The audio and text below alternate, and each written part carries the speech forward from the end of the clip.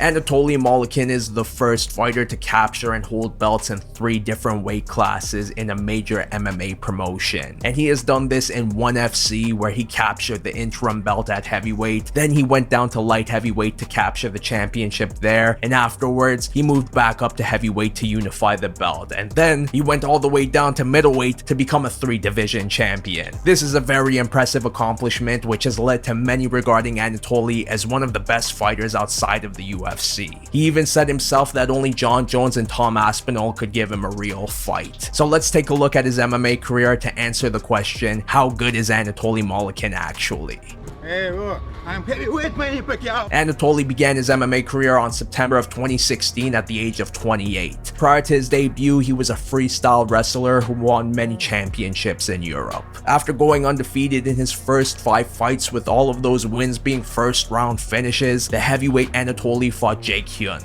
And Anatoly secured a huge takedown right away, which led to some shots from above. Eventually, he locked up a Kimura that ended the fight. Anatoly picked up 2 more wins before signing with one. In his first fight with the promotion, he fought Alexandre Machado, and this was an absolute domination from Anatoly, who brought the fight down and locked Alexandre in a mounted crucifix, which led to shots to the head that eventually forced the ref to step in. 6 months later, Anatoly fought Amir Ali Akbari. After feeling each other out on the feet, Anatoly connected with a right hook that dropped Amir. This led to him getting a hold of his neck, which led to a barrage of knees to Amir's head. Once Anatoly let go, the two continued to trade on the feet before Anatoly connected with punches that knocked Amir out.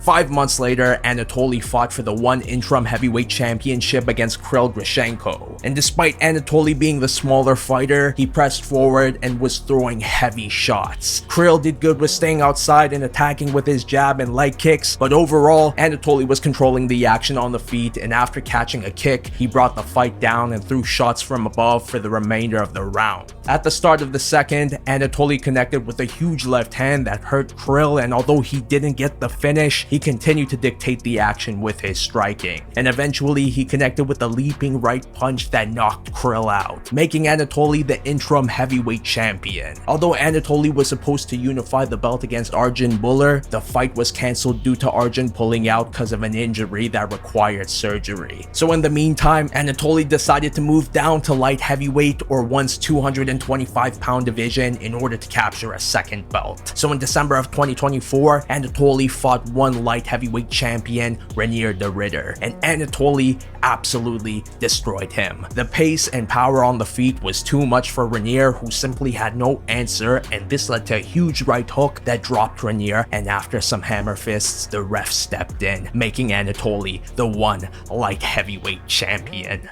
I'm best of the best world champion.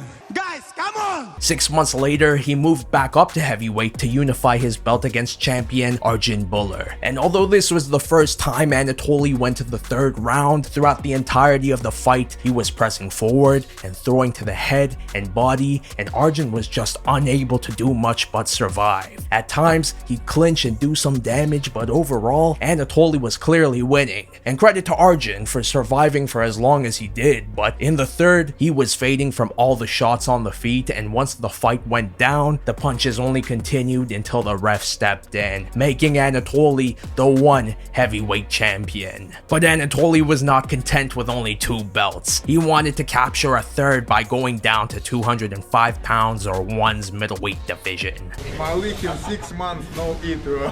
Because the person holding that belt was Renier de Ridder, the same man that Anatoly took the light heavyweight title from. So the two fought for a second time in March of 2024, and although Renier survived for longer, that's all he was doing in this fight, as he was unable to bring the fight down or provide any answers on the feet, as Anatoly kept pressing forward and tagging him over and over. Eventually in the 3rd, Renier was exhausted, and after taking a beating on the ground, he was unable to get back up, and this forced Herb Dean to stop the fight, making Anatoly the ONE middleweight champion and the first man to hold belts in 3 different divisions simultaneously in a major MMA promotion. 3-belt champion, every day hard work. I'm happy. This was his most recent fight, and although many people have been wanting to see him bring his talents to the UFC, there haven't been any talks about that from Anatoly. His next fight will see him try to defend his heavyweight championship against the 6-1 Rug. And personally, I think this is a fight that Anatoly will easily win. So after going 14-0 in a career that saw him become a triple champion and won, how good is Anatoly Malykhin actually? Free belt, history time, Mr. Chatvi. I promise you.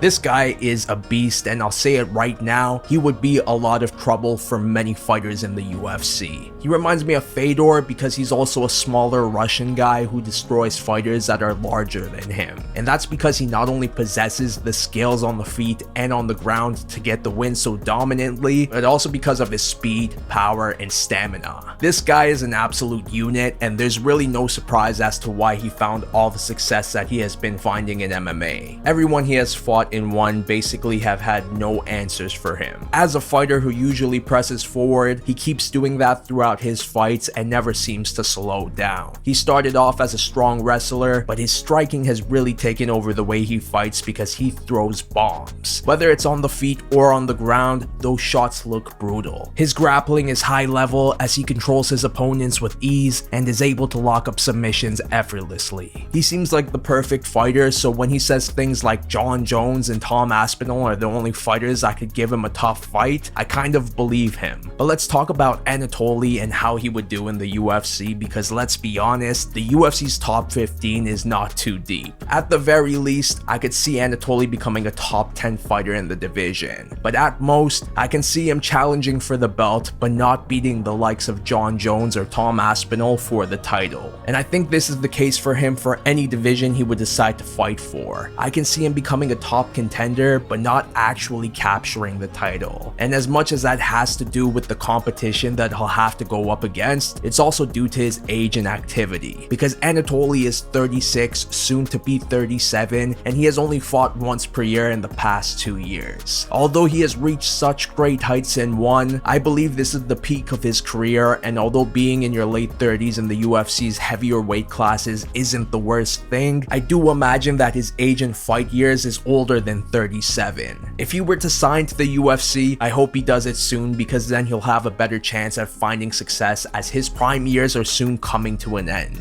But even if he decides not to go to the UFC and end his career in one, I think that would be a fine choice, because becoming a simultaneous triple champ, even if that's not in the UFC, is a very impressive accomplishment. My dream real! My dream real!